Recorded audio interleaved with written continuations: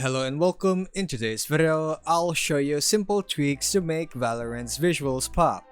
Brighter, clearer, and easier to see enemies. First, adjust the graphics card or display settings outside of Valorant.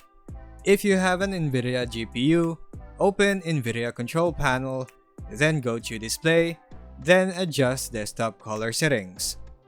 Increase digital vibrance to around 70 to 80% and bump up brightness a bit. This will make loads of color pop and brighten darker areas. If you use an AMD card, use the Radeon software display settings to adjust saturation, similar to vibrance, along with brightness and contrast. Second, inside Valorant, enable improved clarity.